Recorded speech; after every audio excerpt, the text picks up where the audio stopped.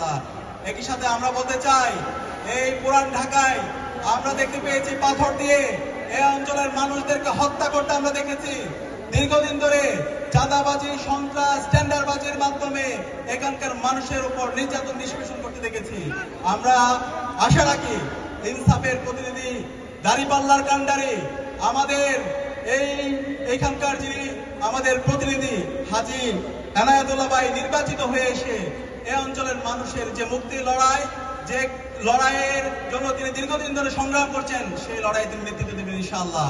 আমরা আশা রাখছি আমাদের 11 দলীয় জোটের যে প্রার্থীরা আছে তারা তাদের কথা এবং কাজের মাধ্যমে জুলাই বিপ্লব পরবর্তী 1.5 বছর জুড়ে তারা দেখিয়েছেন কিভাবে মানুষের জন্য, মানুষের মুক্তির জন্য কাজ করতে হয়, কিভাবে ইনসাফ কায়েম করতে হয়, কিভাবে সমাজের জুলুমতন্ত্রকে ভেঙে দিতে হয়।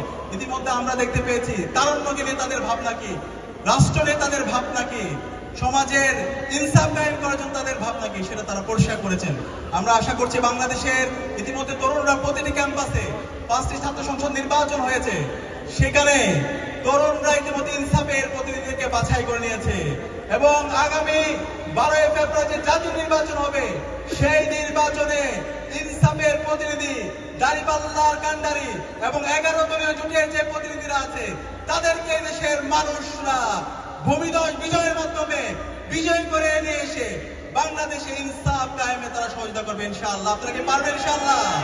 এবং ইতিমধ্যে তরুণরা সিদ্ধান্ত নিয়েছে তারুণ্যের প্রথম ভোট দাঁড়িপাল্লার পক্ষে হোক, তারুণ্যের প্রথম ভোট দাঁড়িপাল্লার পক্ষে হোক, তারুণ্যের প্রথম ভোট দাঁড়িপাল্লার পক্ষে হোক ইনশাআল্লাহ।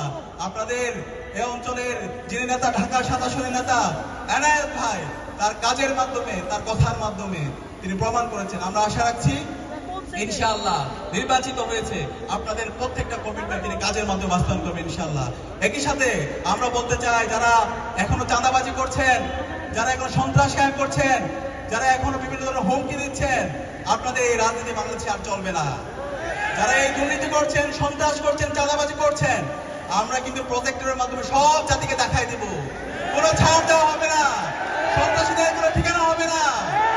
সন্ত্রাসীরা ইতিমধ্যে আমির জামাত বলেছেন 40 লক্ষ যুবকের তিনি চাকরির ব্যবস্থা করবেন। বাংলাদেশে ইতিমধ্যে বেকার আছে 25 লাখ। তাহলে যারা এই চাঁদাবাজি করছেন, টেন্ডারবাজি করছেন, সেগুলো ছেড়ে দেন। জামায়াত ইসলামী ক্ষমতা আসার পরে সকল বেকারের চাকরির ব্যবস্থা করবে ইনশাআল্লাহ। এই চাকরি, এই চাঁদাবাজি, টেন্ডারবাজি, এই জুলুম করে মানুষের থেকে বদুয়া নেবেন না।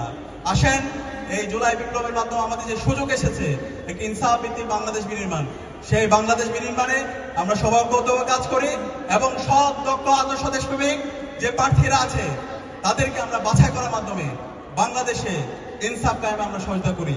সবাইকে অসংখ্য ধন্যবাদ। ইনকিলাব জিন্দাবাদ।